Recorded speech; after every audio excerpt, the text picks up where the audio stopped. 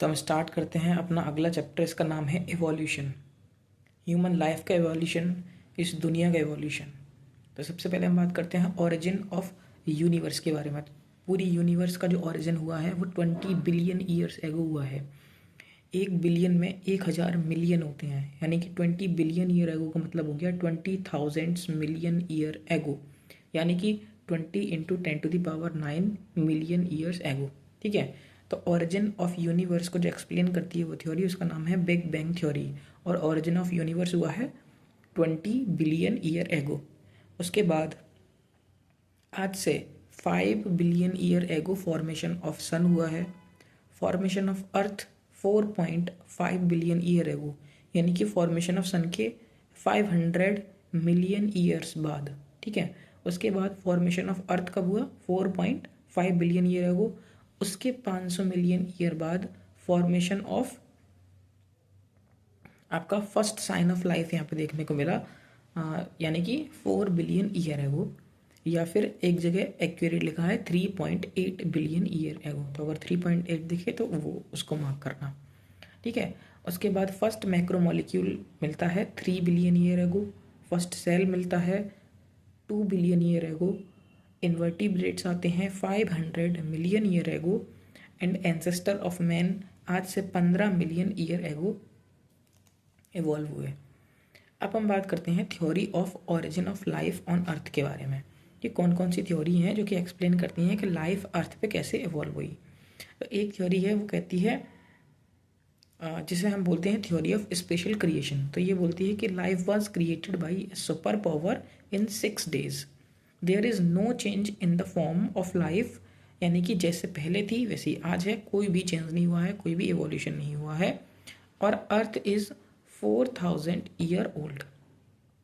तो ये थ्योरी बहुत ही बेकार है और इसको तो बिल्कुल ही डिस्प्रूव कर दिया गया है। ठीक है। इसके बाद आती है थ्योरी ऑफ एबायोजेनेसिस या theory of spontaneous generation. The theory of abiogenesis के अकॉर्डिंग या थ्योरी ऑफ स्पॉन्टेनियस जनरेशन के according life originate from non living matter spontaneously.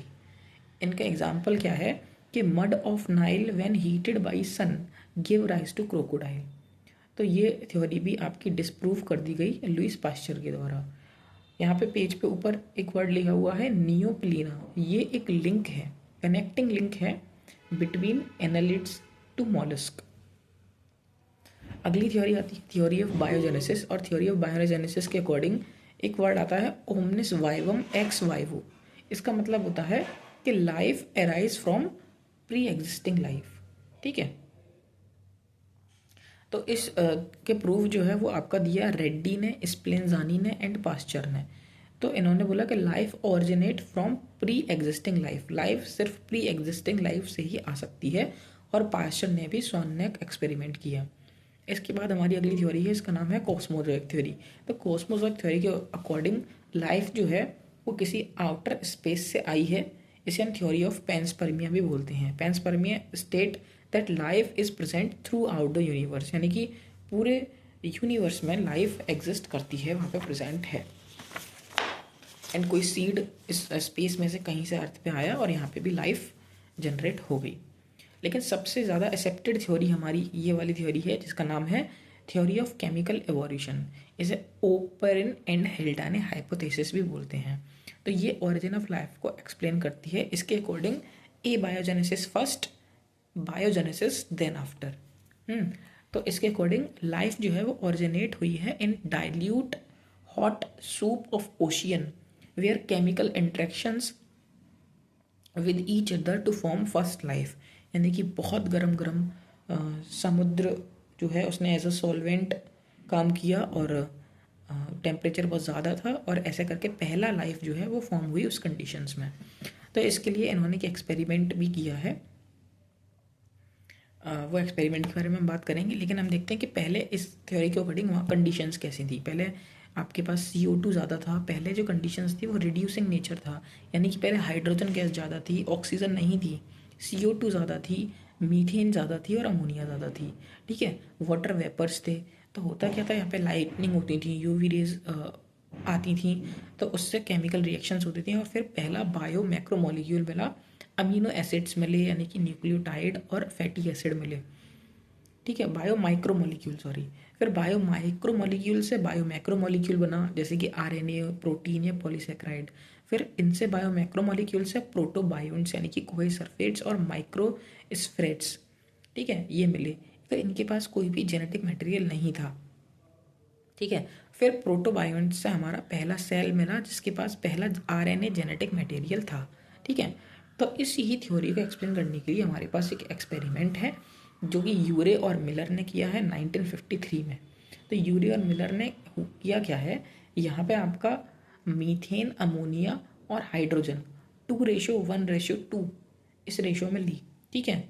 Reducing nature है तो हाइड्रोजन ज़्यादा है और मीथेन ज़्यादा है और आपका अमोनिया उसका हाफ है, ठीक है। एक स्पार्क चैम्बर लिया, वहाँ पे इलेक्ट्रोड लिया, 800 डिग्री सेल्सियस का यहाँ पे टेम्परेचर लिया, कंडेंसर लिया, वाटर लिया, जैसी कंडीशंस उस टाइम पे एग्जिस्ट करती थी वैसी कंडीशन ली और बहुत लंबे समय तक इस रिएक्शन को होने दिया। तो इन्होंने 18 डेज यानी कि 18 दिन बाद इन्होंने देखा कि यहाँ पे एलानिन, ग्लाइसिन और एस्पार्टिक जैसे अमीनो एसिड बन चुके हैं।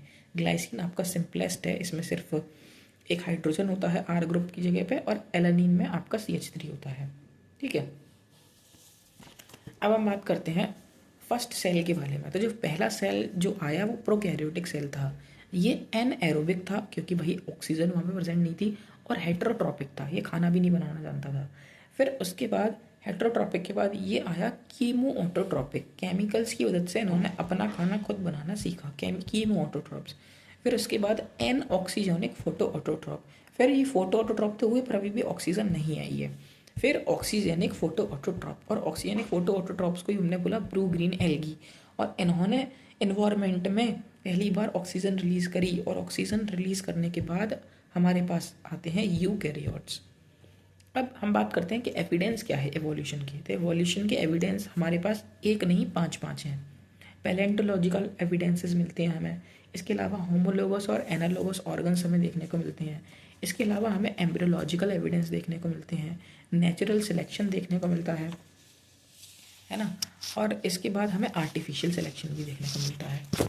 तो ये हमारे पास क्या है, ये हमारे पास एविडेंस है एवोल्यूशन के।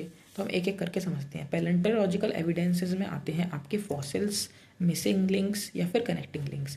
तो फॉसिल्स का मतलब है preserved remain of the organism. Nature and number of fossils after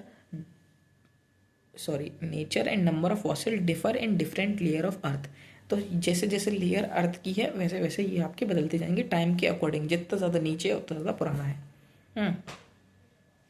तो यहाँ पे मिसिंग लिंक के बारे में बात करिए। मिसिंग लिंक में होता क्या है कि we found some bones having character more than one groups, यानी कि उनके पास मिसिंग लिंक, जिसका एग्जांपल यहाँ पे आर्कियोप्टेरिक्स, इसके पास रेप्टाइल्स के भी कैरेक्टर्स थे और इसके पास बर्ड्स के भी कैरेक्टर्स थे। रेप्टाइल्स कैरेक्टर्स जैसे कि इनके पास जो बोन है वो नॉन मिमेटिक हैं, यानी कि होलो बोन्स हैं, ठीक है। लेकिन इनके पास एवियन का फीचर है कि फेदर्स भी हैं, इनके पास बोन होलो हैं और फेदर्स भी हैं। जॉ विद टीथ, यानी कि जबड़े में दांत भी हैं और चोंच भी है, ठीक है। Fingers with clone and wing, यानी कि पंजे भी, नाखून भी हैं और विंग्स भी हैं। तो ये हमारे पास ऐसा एक मिसिंग लिंक है। मिसिंग लिंक इसे बोलना है क्योंकि missing links are the extinct but connecting link are present, ठीक है। आज भी कनेक्टिंग लिंक प्रेजेंट होते हैं जो कि हमें बताते हैं कि ये वाला जो है इससे कनेक्टेड है, ये वाली स्पीसीज से कनेक्टेड है, ठीक है। अब हम बात करते हैं दूसरा एविडेंस जो कि हमें मिलता है होमोलोगस और एनालोगस स्ट्रक्चर। तो होमोलोगस ऑर्गन्स वो होते हैं जो कि दिखने में सेम होते हैं, जिनकी एनाटॉमी सेम होती है बट फंक्शंस ये अलग अलग करते हैं, ठीक है। तो हमें फंक्शंस एंड स्ट्रक्चर इनके बेसिस पे हम इन्हें डिफरेंशिएट करेंगे, ठीक है। जैसे कि यहाँ पे हमें कॉमन एंसेस्ट्री देखने को मिलते हैं, जो दिखने में सेम है, जिनकी एनाटॉमी सेम है, उनके एंसेस्टर कॉमन रहे होंगे, ठीक है। ये डाइवर्जेंट एवोल्यूशन का एग्जाम्पल है। इसके एग्जाम्पल हमें याद रखने हैं, जैसे कि 4 लिम्ब ऑफ वेल, बैट और चीता, यानी कि इनके जो 4 लिम्ब हैं, वेल का स्विम करने के लिए काम आता है, बैट का फ्लाई करने के लिए काम आता है और चीता का रनिंग करने के लिए काम आता है। तो हम फंक्शंस देख रहे हैं कि फंक्शन सबके अलग अलग हैं लेकिन दिखने में ये सेम है। तो ये आपके होमोलोगस हो गए। Vertebrate of heart and brain, तो हार्ट वर्टिब्रेट्स के जो हार्ट है और ब्रेन दोनों के फंक्शन अलग अलग हैं, है ना। हार्ट क्या करता है आपका, दिल ब्लड पंप करने का काम करता है, और ब्रेन सोचने का काम करता है। तो वर्टिब्रेट का जो हार्ट और ब्रेन है ये आपका कैसा ऑर्गन हो गया, ये आपका होमोलोगस ऑर्गन हो गया। इसके अलावा thorns of bougainvillea and tendrils of Cucurbita. तो टेंड्रिल्स आपका होल्ड करने का काम करते हैं, थॉर्न्स आपका लीफ को सरफेस को कम करते हैं, चुभते हैं, ठीक है। तो ये भी आपका फंक्शन अलग अलग हो गया इनका फंक्शन। थॉर्न्स का फंक्शन है कि वो सरफेस को कम करें और वाटर के लॉस को प्रिवेंट करें, है ना। तो इसलिए यहाँ पे इनके फंक्शंस अलग हो गए और ये दिखने में सेम है, तो इसीलिए ये भी आपके होमोलोगस ऑर्गन हो गए। तो मेनली हमें फंक्शन देखने हैं, ठीक है। तो फंक्शन अलग अलग है तो वो दिखने में सेम रहे होंगे और वो होमोलोगस ऑर्गन होंगे। एनालोगस ऑर्गन्स के बारे में बात करते हैं तो इनके फंक्शंस जो है वो सिमिलर हैं लेकिन एनाटॉमी डिफरेंट है, दिखने में अलग अलग हैं। तो इसको हम कन्वर्जेंट एवोल्यूशन बोलते हैं, यानी कि अलग अलग एंसेस्टर के लोग थे, वो एक जगह आके रहे तो उन्हें सेम काम करना पड़ा, तो उनके फंक्शन सेम हो गए लेकिन उनका जो एनाटॉमी है वो डिफरेंट है। तो जैसे कि एग्जांपल है विंग्स ऑफ बटरफ्लाई, बैट और बर्ड्स। तो बटरफ्लाई का, बैट का और बर्ड तीनों के विंग्स जो है उड़ने का ही काम करते हैं लेकिन दिखने में अलग अलग है। आई ऑफ ऑक्टोपस एंड मैमल देखने का ही काम करती है लेकिन दिखने में अलग अलग है। इसके अलावा flippers of penguin and dolphin. तो पेंगुइन के फ्लिपर्स और डॉल्फिन के दोनों के ही स्विम करने में काम करते हैं, ये आपको याद रखना है कि फ्लिपर्स ऑफ पेंगुइन या फिर डॉल्फिन ये आपके स्विम करने में काम करते हैं। इसके अलावा स्वीट पोटैटो एंड पोटैटो ये भी दिखने में बिल्कुल अलग होते हैं लेकिन स्टोरेज ऑफ फूड ही करते हैं, तो ये भी एनालॉगस ऑर्गन का एग्जाम्पल हो गया। फिर हम बात करते हैं एम्ब्रियोलॉजिकल एविडेंस के बारे में। तो एम्ब्रियोलॉजिकल एविडेंस के बारे में हम बात करें तो यहाँ पे आपका रिजेम्बलेंस ऑफ वर्टिब्रे एम्ब्रियो ये एक टर्म आता है, यानी कि वर्टिब्रेट्स हैं इनकी जो एम्ब्रियो है तो ये अपनी एम्ब्रियोनिक स्टेज में जिस जिस फेज से जाता है ना वो किसी न किसी स्पीसीज से रिजेंबल करता है, यानी कि कभी तो एम्ब्रियो फिश की तरह दिखेगा, कभी एम्फीबियन की तरह दिखेगा और कभी रेप्टाइल की तरह दिखेगा। तो ये हमें कॉमन एंसेस्ट्री दिखाता है। तो ये आपका अर्नेस्ट हैकल ने बोला था, ऑन्टोजेनी रिकैपिटुलेट्स फाइलोजेनी, इसको हम बायोजेनेटिक लॉ भी बोलते हैं। और अर्नेस्ट हैकल ने इकोलॉजी टर्म भी दिया, ठीक है। अब हम बात करते हैं इस बायोजेनेटिक लॉ को रिफ्यूज किया अर्नेस्ट वॉन बेयर ने, ठीक है। इन्होंने बोला कि टेम्परेरी एम्ब्रियोनिक स्ट्रक्चर्स हैं ये इट्स जस्ट इत्तेफाक बोल लो या टेम्परेरी चीज़ बोल लो, इससे इसका कोई मतलब नहीं है, तो इसको इन्होंने रिफ्यूज़ कर दिया। तो अगला हमारे पास जो प्रूफ है वो है नेचुरल सिलेक्शन। तो नेचुरल सिलेक्शन में हम एक एविडेंस देखते हैं एवोल्यूशन का, इसमें एक एग्जांपल हम देखते हैं इंडस्ट्रियल मैनरिज्म का। तो जैसे कि 1850 में क्या हुआ, इंडस्ट्रियल रिवॉल्यूशन से पहले की बात है, वाइट विंग के मौत ज़्यादा होते थे और देन मेलेनाइज्ड मौत, यानी कि मेलेनाइज्ड ने क्या बोल रहे हैं क्योंकि मेलानिन की वजह से ये डार्क कलर के होते थे, तो वाइट विंग के ज़्यादा होते थे। वाइट कलर जो है ट्री का भी होता था क्योंकि वहाँ पे भाई पॉल्यूशन नहीं है, तो ट्री का कलर भी वाइट है। और लाइकन जो है वो वहीं ग्रो होते हैं जहाँ पे पॉल्यूशन नहीं होता, इसीलिए पॉल्यूशन के इंडिकेटर होते हैं। जहाँ पॉल्यूशन नहीं है वहाँ लाइकन ग्रो करता है, तो इस वजह से ये वाइट होते थे, ठीक है। तो लेकिन इंडस्ट्रियल रिवॉल्यूशन के बाद क्या हुआ, इन 1920 यहाँ पे डार्क कलर के मौत ज़्यादा होने लग गए और वाइट कलर के जो मौत हैं वो आपके कम होने लग गए। ऐसा क्यों हुआ, तो इसका रीज़न है कि नेचुरल सिलेक्शन। यहाँ पे हुआ क्या कि जैसे ही सिचुएशन बदली तो नेचर ने किसे प्रेफर किया कि ब्लैक कलर के मौत अब ज़्यादा रहेंगे, क्योंकि जो प्रेडेटर्स थे, जो खाने वाले लोग थे, उन्हें पहले जब ये पेड़ पे बैठे होते थे तो वाइट कलर के दिखते नहीं थे, ब्लैक कलर के साफ दिख जाते थे, ब्लैक कलर वालों को खा लेते थे, तो वाइट कलर वाले ज़्यादा थे। अब नेचर ने चेंज ऐसा आया, तो नेचुरल सिलेक्शन में हुआ ये कि वाइट वाले अब आसानी से दिख रहे हैं ब्लैक पेड़ पे, तो वाइट वाले कम हो गए। तो रीजन यहाँ पे क्या है, nature selected the trait increasing the survival rate, hence reproduction in the given environment, ठीक है। तो this change in the allelic frequency result in the evolution, ठीक है, ऑफ ए पार्टिकुलर स्पीसी। अब हम बात करते हैं फिफ्थ हमारा एविडेंस, जिसका नाम है आर्टिफिशियल सिलेक्शन। तो मैन जो है आपका, इसने ही क्रिएट की हैं बहुत सारी ब्रीड्स बाई इंटेंसिव ब्रीडिंग, है ना। तो why can't nature do the same over the million of years. तो जब एक आदमी बहुत सारी ब्रीड बना सकता है तो नेचर ऐसा इतने सालों में क्यों नहीं कर सकता, ये भी एक बहुत इंपॉर्टेंट हमारे पास प्रूफ आता है। अब हम अगले टॉपिक की बात करते हैं जिसका नाम है एडेप्टिव रेडिएशन। तो adaptive radiation A type of divergent evolution in A geographical area.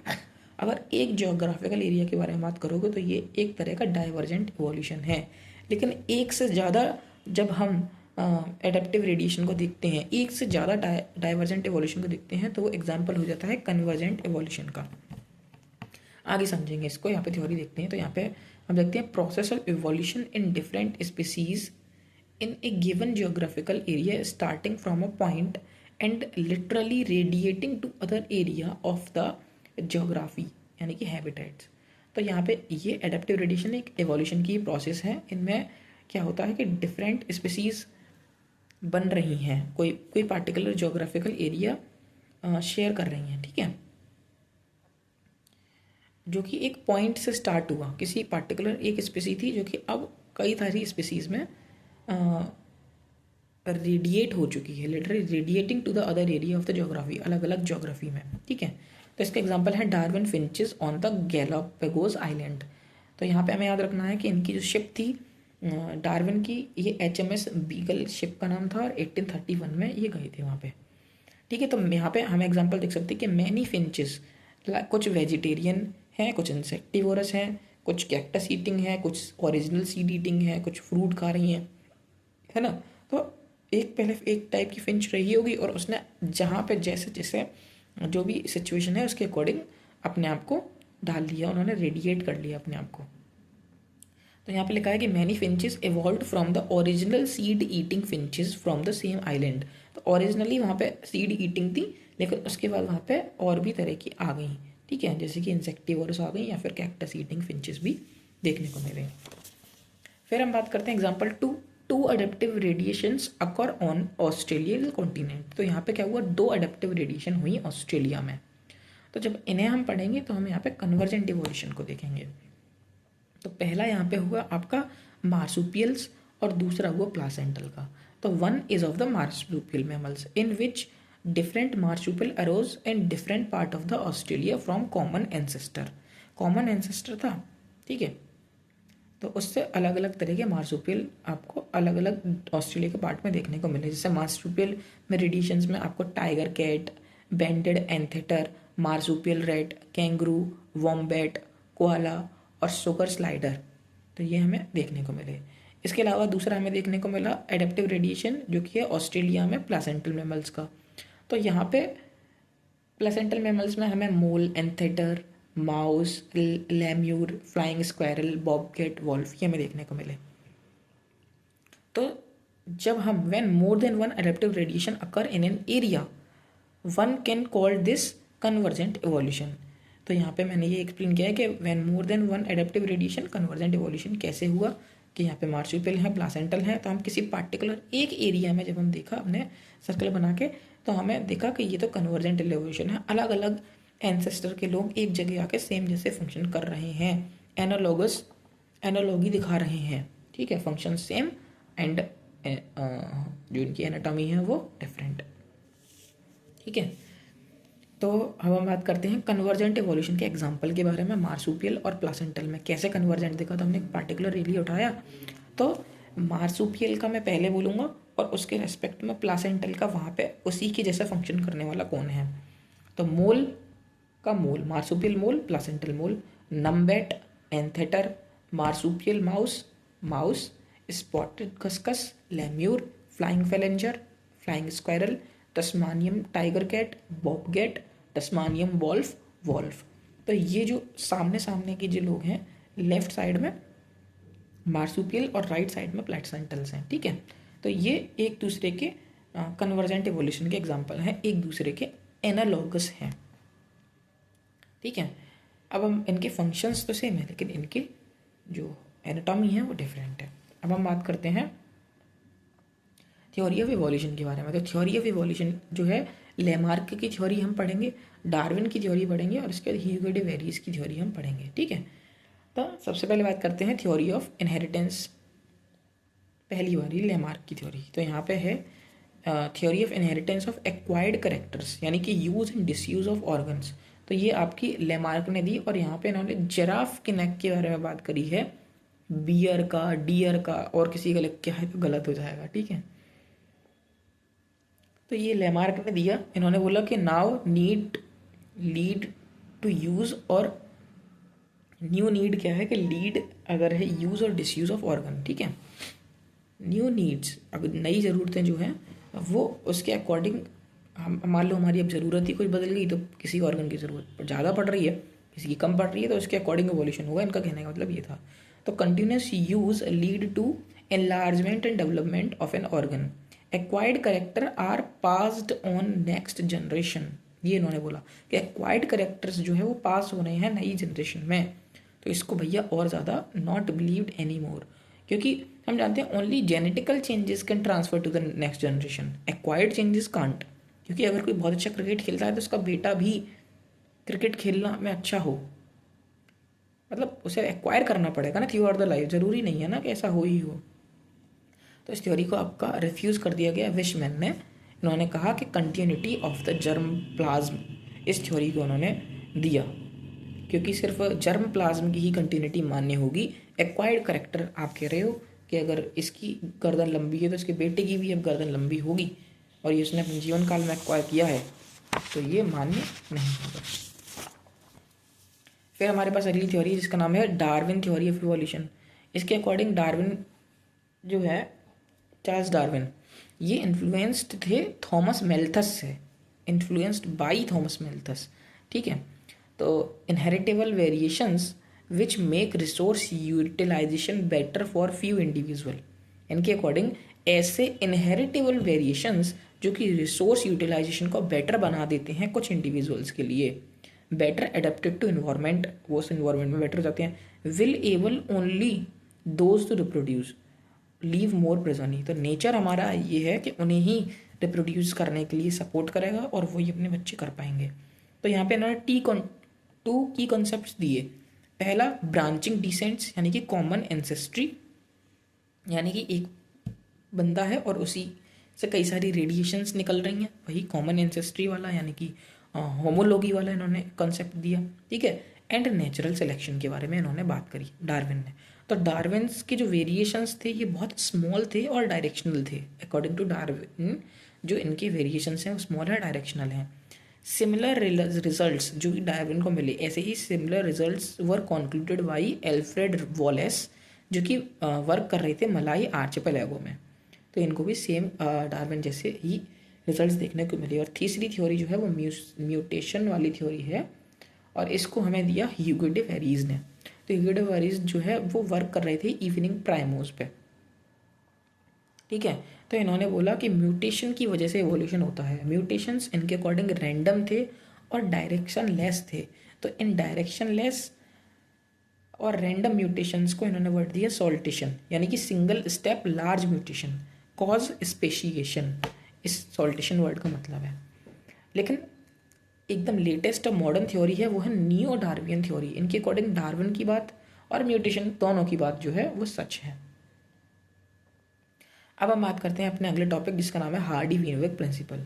तो जब हम लार्ज और randomly mating, large and randomly mating population की जब हम स्टडी करते हैं तो एलिलिक फ्रिक्वेंसी जो है वो रिमेन कांस्टेंट होनी चाहिए फ्रॉम जनरेशन टू जनरेशन, मतलब कितनी भी जनरेशन क्यों ना बदल जाए बट एलिलिक फ्रिक्वेंसी कांस्टेंट होनी चाहिए in the absence of disturbing factor. अगर कोई वहाँ पे डिस्टर्बिंग फैक्टर नहीं है तो कितनी भी जनरेशन क्यों ना बीत जाए, लार्ज और रैंडमली मेटिंग अगर पॉपुलेशन है तो वहाँ पे एलिलिक फ्रिक्वेंसी कांस्टेंट रहेगी। इसका एग्जांपल देखते हैं यहाँ पे। फॉर एग्जांपल यहाँ पे हमने देखा कि B/B है, एक कैपिटल B है और एक स्मॉल b है, ये दो अलील हैं, ठीक है। एक कैरेक्टर के दो अलील हैं, कैपिटल B की फ्रिक्वेंसी 4 है और इसकी 1 है, तो 4:1 हो गया। तो नेक्स्ट जनरेशन में भी रेशियो सेम ही रहेगा 4:1। पॉपुलेशन बढ़ेगी लेकिन इन एलील्स का जो रेशियो रहेगा वो 4:1 ही रहेगा, ये कहना चाह रहे हैं। तो यहाँ पे इन्होंने दो फॉर्मूले दिए कि P+Q इज इक्वल्स टू अगर 1 है, P+Q इज इक्वल्स टू अगर 1 है, ये दो एलील हैं, तो P+Q इज इक्वल्स टू अगर 1 है तो mathematically P² + Q² plus 2pq is equals to भी 1 होगा। ठीक है, अगर बहुत ही मैथमेटिकली भी ये चीज़ सही है कि अगर a plus B is equals to 1 है तो a² + b² + 2ab is equals to भी 1 होगा, यानी कि a प्लस बी का होल स्क्वायर भी 1 ही होगा। ठीक है, तो अब यहाँ पे p² जो है वो होमो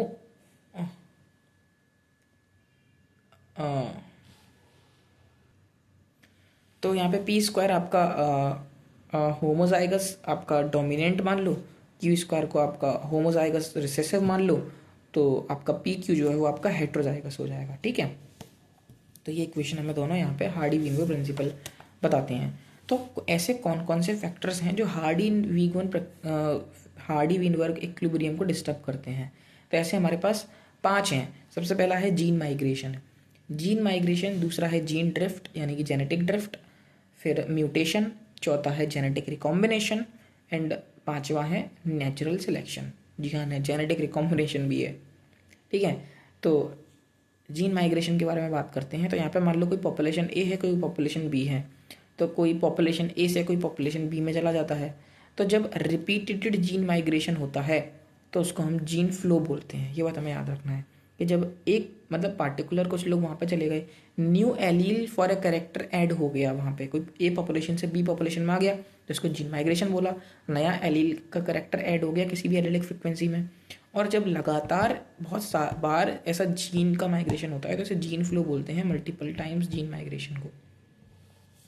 हम बात करते हैं जेनेटिक ड्रिफ्ट के बारे में। तो जेनेटिक ड्रिफ्ट जो है बाई चांस या रैंडम चेंज है एलीलिक फ्रिक्वेंसी में, जेनेटिक ड्रिफ्ट आ गई है तो बाई चांस या रैंडम चेंज है, ये ऑपरेट होता है स्मॉलर पॉपुलेशन पे। इसके दो इफेक्ट हैं, एक तो फाउंडर इफेक्ट या फिर बॉटलनेक इफेक्ट। तो फाउंडर इफेक्ट में क्या हुआ कि एक पार्टिकुलर टाइप ऑफ पॉपुलेशन ने डिसाइड किया एकदम अलग होने का कि हम पार्टिकुलर इन लोगों से रिप्रोड्यूस नहीं करेंगे, तो बहुत टाइम बाद होगा क्या कि एक नई पॉपुलेशन जो है वहाँ पे फाउंडर इफेक्ट देखने को मिलेगा, वहाँ पे सम रेयरर जीन्स देखने को मिलेंगे। ठीक है, नई ही पॉपुलेशन बन जाएगी वो। और बॉटलनेक इफेक्ट में क्या होगा कि जैसे कि इसका एग्जांपल है कि चीता की पॉपुलेशन डिक्रीज हो गई हंटिंग, क्योंकि पार्टिकुलर किसी एक ही स्पीसी को टारगेट किया जा रहा है ना, उसकी या फिर हंटिंग करी जा रही है, तो वो बॉटलनेक इफेक्ट में आ जाएगा। फिर इसके बाद म्यूटेशन के बारे में बात करते हैं। तो म्यूटेशन तो भाई किसी भी रीज़न से हो सकता है, तो अगर म्यूटेशन हो रहा है तो एलील चेंज हो रहा है तो वहाँ पे भी आपका हार्डी-वीनबर्ग इक्विलिब्रियम डिस्टर्ब होगा। इसके अलावा जेनेटिक रिकॉम्बिनेशन और इसके अलावा नेचुरल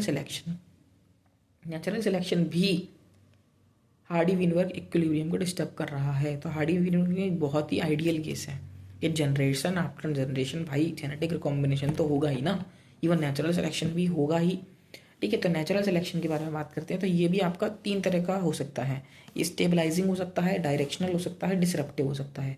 स्टेबलाइजिंग में मान लो कि कोई मीन कैरेक्टर की वैल्यू सिलेक्ट कर रहा है नेचर, या फिर कोई एक्सट्रीम सिलेक्ट कर रहा है अगर, तो उसको डायरेक्शनल बोलेंगे। और डिसरप्टिव में हम क्या बोलेंगे कि दोनों मीन वाली सिलेक्ट कर रहा है, एक्सट्रीम वाली सिलेक्ट कर रहा है लेकिन मीन वाली को सिलेक्ट नहीं कर रहा है, extreme character of both are selected, तो उसे डिसरप्टिव बोलेंगे। तो एग्जाम्पल देखते हैं, जैसे हाइट का देखते हैं।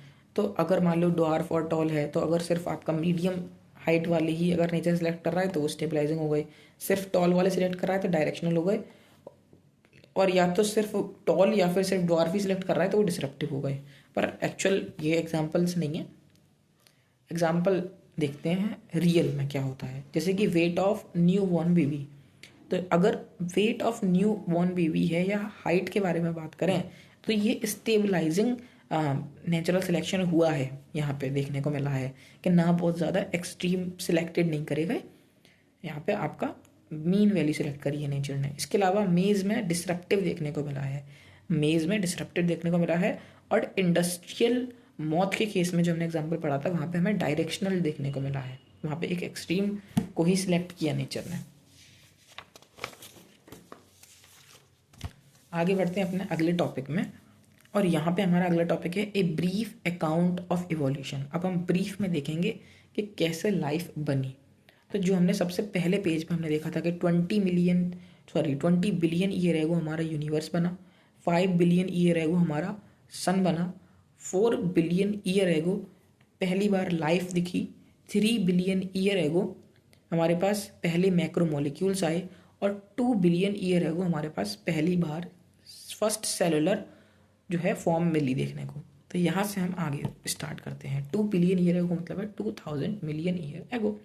तो first cellular life form that provide O2 for the other life to form, तो इन्हें साइनोबैक्टीरिया, ब्लू ग्रीन एल्गी बोला।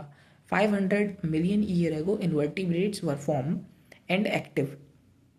इन्वर्टिब्रेट्स जैसे कि हम जानते हैं कि कॉर्डेट्स में हम दो डिवाइड करते हैं, नॉन कॉर्डेट और वर्टिब्रेट्स। तो यहाँ पे वर्टिब्रेट्स के बारे में बात नहीं हो रही है, यहाँ पे नॉन कॉर्डेट्स यानी कि इन्वर्टिब्रेट्स के बारे में बात हो रही है, जिसमें आपके यूरोकॉर्डेटा और सेफेलोकॉर्डेटा आते हैं। तो इन 500 मिलियन ईयर को आपके इन्वर्टिब्रेट्स थे फॉर्म थे। फिर 350 मिलियन ईयर एगो जॉलेस फिशेस इवॉल्व हुई। 320 मिलियन ईयर एगो seaweeds and few plants evolve exist करते थे। 350 मिलियन ईयर एगो की ही बात है, 320 से पहले fishes were sought out fins could move on the land, यानी कि फिशेस जिनके पास साउट फिन्स थे वो लैंड पे मूव कर गई। अब यहाँ पे एक चीज़ हमें देखने को मिलती है, उसके बाद 320 मिलियन ईयर एगो में seaweed and few plants exist करते थे, सीवीड और फ्यू प्लांट्स, ठीक है। फिर 1938 में एक सीलोकैथ यानी कि लोब फिन है, ये fish was caught in South Africa. It was thought to be extinct earlier, जो कि हमें लगा था कि ये एक्सटिंक्ट हो चुकी है, लेकिन ये हमें साउथ अफ्रीका में 1938 में सीलोकैथ देखने को मिली। दीज इवॉल्व्ड इनटू एम्फीबियंस, ये एम्फीबियंस में इवॉल्व हो गए। तो यहाँ पे अब मैं बताता हूँ कि फिश से बने एम्फीबियंस, एम्फीबियंस से बने रेप्टाइल्स और रेप्टाइल से बने वर्ड्स और मैमल्स, ठीक है। तो ये एवोल्यूशन हुआ है। तो एम्फीबियंस इवॉल्व्ड इनटू रेप्टाइल, ठीक है। अब फॉर नेक्स्ट 200 मिलियन ईयर्स तक, यानी कि 350 मिलियन ईयर के बाद हमने 320 पढ़ा सीवीड एंड फ्यू, उसके बाद नेक्स्ट 20 मिलियन ईयर्स तक रेप्टाइल्स ने ही डोमिनेट किया अर्थ को। ये बात हो रही है ज्यूरेसिक पीरियड या फिर मीजोजोइक एरा के बारे में, इसको हम आगे भी देखेंगे। तो 200 मिलियन ईयर तक ऐसा हुआ। फिर 200 million year ago some reptiles moved back into the water, कुछ रेप्टाइल्स वाटर में चले गए, इसको हमने इक्थियोसॉरस बोला। फिर 65 मिलियन ईयर एगो डायनासोर भी डिसअपियर हो गए, तो इसको हमने डायनासोर जो डिसअपियर हुए ये आपके हुए क्रिटिशियस पीरियड में। फिर उसके बाद 15 मिलियन ईयर एगो आए एंसेस्टर ऑफ मैन, ठीक है। अब हम बात करते हैं एवोल्यूशन ऑफ मैन के बारे में। तो एवोल्यूशन ऑफ मैन के बारे में हम बात करें तो 15 मिलियन ईयर एगो, आज से 15 मिलियन ईयर एगो आए ड्रायोपिथिकस जो कि मोर एप लाइक हैं and Ramapithecus more man like हैं, ये एग्जिस्ट करते थे। ड्रायोपिथिकस फिर रामापिथिकस, ठीक है। तो Dryopithecus more ape like, Ramapithecus more man like exist. Hairy and like gorillas and chimpanzees, ये इस तरह के दिखते थे ड्रायोपिथिकस, ठीक है। तो कॉमन एंसेस्टर हैं ये मैन के और एप्स के। ड्रायोपिथिकस जो है वो कॉमन एंसेस्टर हैं मैन के और एप्स के, और ये 4 पैरों पे चलते थे, ठीक है। ये आपके ईस्ट अफ्रीका में आपको देखने को मिलेंगे। फिर इसके बाद ये आपके रामापिथिकस आए, तो रामापिथिकस के पास फ्री हैंड्स थे, इनके ये मोर मैन लाइक थे और walk like gorilla and chimpanzee, ठीक है। तो ये गोरिल्ला और चिंपांजी की तरह चलते थे। तो मैं एक बार ऊपर का फिर से पढ़ देता हूँ। 15 मिलियन ईयर एगो आपके ड्रायोपिथिकस जो कि मोर एप लाइक हैं और रामापिथिकस जो कि मोर मैन लाइक एग्जिस्ट करते थे। एनसीईआरटी लिखती है कि 3 से 4 million year ago man like primates move to East Africa, जो मैन की तरह दिखते थे वो कौन थे, ड्रायोपिथिकस थे, तो वो मूव टू ईस्ट अफ्रीका, ठीक है। तो ड्रायोपिथिकस के बारे में एनसीईआरटी लिखती है कि ये कॉमन एंसेस्टर हैं मैन और एप्स के, ठीक है। तो मैन और एप्स जो कि 4 पैरों पे चलते थे, ठीक है, तो ये इनके कॉमन एंसेस्टर हैं। और रामापिथिकस के बारे में क्या लिखती है कि इनके पास फ्री हैंड्स थे और ये मोर मैन लाइक हैं, walk like gorilla and chimpanzee, और hairy and like gorilla and chimpanzee Ramapithecus के बारे में लिखा हुआ है। फिर ऑस्ट्रेलोपिथिकस के बारे में है 2 मिलियन ईयर एगो, ये आज से 2 बिलियन ईयर एगो यानी कि 2000 साल पहले ऑस्ट्रेलोपिथिकस, ये 1 से 4 फीट के होते थे, मैन लाइक प्राइमेट्स थे, walk upright, live in the eastern Africa, तो यही बोला था कि 3 से 4 मिलियन ईयर अगो मूव कर गए, लेकिन ये 2 मिलियन ईयर अगो ये ईस्ट अफ्रीका में रहते थे। अब hunted with stone and weapons but essentially ate fruit, ये फ्रूट्स खाते थे और इनकी क्रेनियल कैपेसिटी 500 सीसी की थी। ऑस्ट्रेलोपिथेकस की क्रेनियल कैपेसिटी 500 सीसी की थी, हाइट इनकी 1 से 4 फीट की होती थी। ठीक है, मैन लाइक प्राइमेट्स थे, अपराइट चलते थे, ईस्ट अफ्रीका में रहते थे और हंट करके खाते थे। स्टोन वेपन थे इनके पास। ठीक है, फिर आते हैं होमन हैविलिस, इनकी ब्रेन कैपेसिटी 650 से 800 सीसी थी। Probably did not eat meat, क्योंकि इनके पास सॉफ्ट टीथ थे, तो ये भी आपका मीट नहीं खाते थे और इनकी जो क्रेनियल कैपेसिटी थी वो 650 से 800 सीसी थी। इसके बाद होमो इरेक्टस आते हैं 1.5 मिलियन ईयर एगो। ठीक है, तो 1.5 मिलियन ईयर एगो होमो इरेक्टस आते हैं। फॉसिल्स इनके डिस्कवर हुए जावा में 1891 में, हमें इनके फॉसिल्स देखने को मिलते हैं जावा में। इनकी ब्रेन की कैपेसिटी 900 सीसी है और ये प्रॉबेबली मीट खाते थे। होमो इरेक्टस को भी हमने 2 पार्ट में डिवाइड किया गया है। होमो इरेक्टस इरेक्टस, इन्हें हम जावा मैन बोलते हैं, और होमो इरेक्टस पीकिंग मैनसिस, इन्हें हम पीकिंग मैन बोलते हैं। फिर होमो इरेक्टस से बने होमो सैपियन, और होमो सैपियन को भी हमने 2 पार्ट में डिवाइड किया है, होमो सैपियन निएंडरथैलेस एंड होमो सैपियन फोसिलिस, या फिर हम क्रोमैग्नन भी बोलते हैं। तो जो क्रोमैग्नन है इनकी क्रेनियल कैपेसिटी सबसे ज़्यादा है, 1660 सीसी की है होमो सैपियन फोसिलिस की, जो कि अब एग्जिस्ट नहीं करते हैं। और इन क्रोमैग्नन से ही होमो सैपियंस आए हैं, जो कि हम भी इसी स्पीसी का पार्ट हैं, हम जो भी अभी ह्यूमंस की स्पीसी है। ठीक है, इनकी क्रेनियल कैपेसिटी 1350 सीसी की है, जो कि क्रोमैग्नन से कम है। क्रोमैग्नन की 1660 सीसी थी। ठीक है, अब हम बात करते हैं होमो सैपियंस के दूसरे वाले, जो कि होमो सैपियन निएंडरथैलेस थे। तो इन्हें हम निएंडरथल मैन भी बोलते थे। 1400 सीसी इनकी भी हमसे ज़्यादा है, 1400 सीसी इनकी ब्रेन की कैपेसिटी थी। लिव नियर ईस्ट और सेंट्रल एशिया बिटवीन 1 लाख से 4000 ईयर बैक, तो आज से 1 लाख, ठीक है, या फिर 40,000 साल पहले की बात है, ज़्यादा पुरानी बात नहीं है। ये use hide to protect their body, ये अपनी बॉडी को प्रोटेक्ट करते थे, हाइड करते थे, और जो डेड बॉडीज़ थी उन्हें दफनाते भी थे, buried their dead. They have some religion, इनके पास रिलीजन भी थे। 18,000 year ago, 18,000 year ago we found caves printing. ठीक है, यहाँ पे हमें पेंटिंग वगैरह देखने को मिलती हैं। और 10,000 ईयर एगो यहाँ पे हमें देखने को इन्होंने कि एग्रीकल्चर भी प्रैक्टिस किया।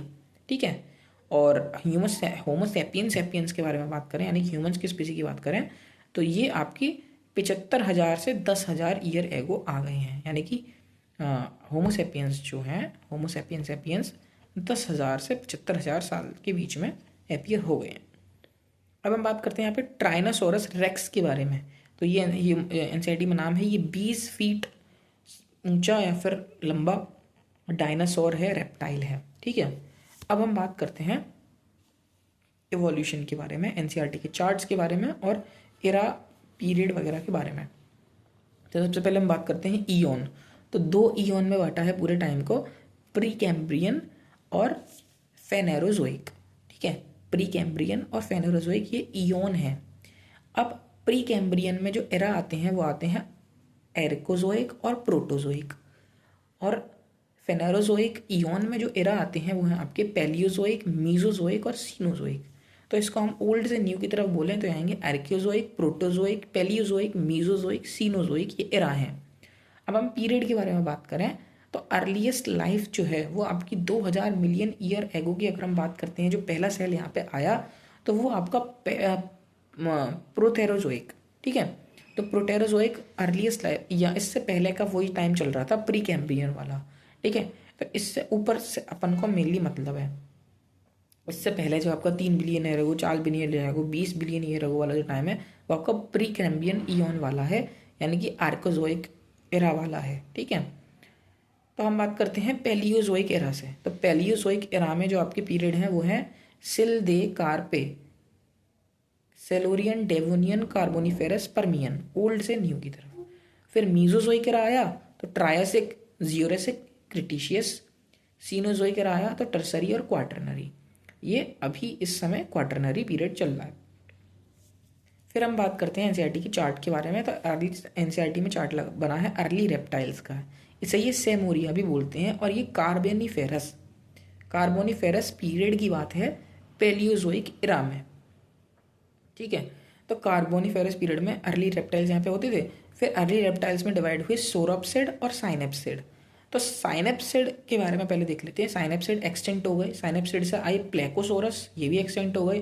प्लेकोसोरस से आए थेराप्सिड, थेराप्सिड भी एक्सटेंट हो गए। और थेराप्सिड से आए हैं आपके मैमल्स, जो कि अभी करेंटली हैं धरती पे।